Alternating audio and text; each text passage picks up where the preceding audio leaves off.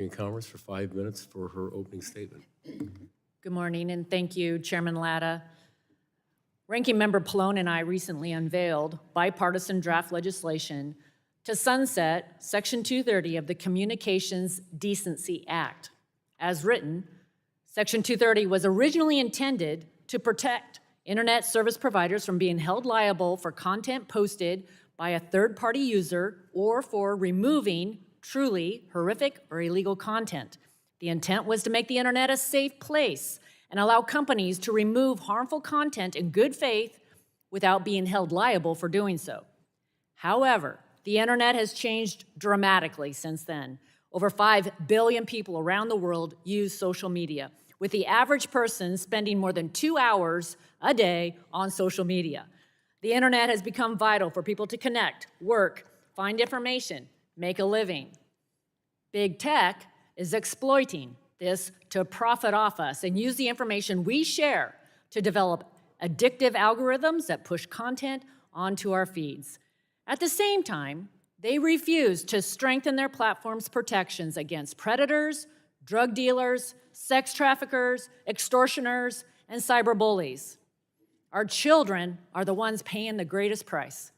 They are developing addictive and dangerous habits, often at the expense of their mental health. Big tech has failed to uphold American values and be good stewards of the content they host. It's been nearly 3 decades since Section 230 was enacted. And the reality is many of these companies didn't even exist when the law was written, and we could not comprehend the full effect of the internet's capabilities. It is past time for Congress to reevaluate Section 230. In recent years, U.S. courts have expanded the meaning of what Congress originally intended for this law, interpreting Section 230 in a way that gives big tech companies nearly unlimited immunity from legal consequences. These blanket protections have resulted in tech firms operating without transparency or accountability for how they manage their platforms and harm users.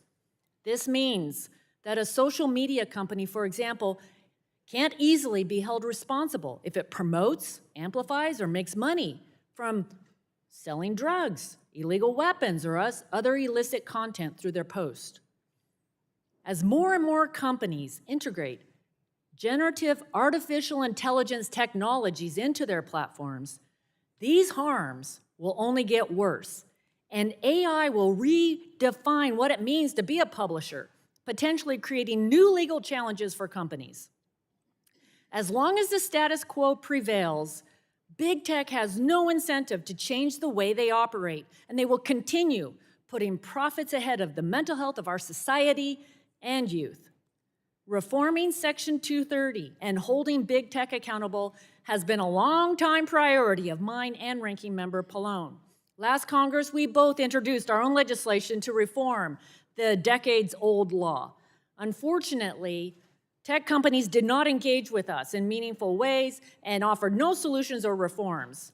Ultimately, no solutions or reforms were made. And big tech is satisfied with the status quo, so much so that they've become masters at deception, distraction, and hiding behind others in order to keep Section 230 unchanged. That's why we're taking bipartisan action now. Our discussion draft will bring Congress and stakeholders to the table to work in good faith to create a solution that ensures accountability, protects innovation and free speech, and requires companies to be good stewards of their platforms. Let me be clear. Our goal is not for Section 230 to disappear, but the reality is that nearly 25 bills to amend Section 230 have been introduced over the last 2 Congresses. Many of these were good faith attempts to reform the law, and big tech lobbied to kill them every time. These companies left us with no other option. By enacting this legislation, we will force Congress to act. It is long past time to hold these companies accountable. The shield of Section 230 should be there to protect the American people, not big tech. I'm hopeful that this legislation is the start of an opportunity to work in a bipartisan way to achieve that goal. It is vital that we develop solutions to restore people's free speech, identity, and safety online, while also continuing to encourage innovation. That's the American way. I look forward to hearing from the witnesses today, and I yield back.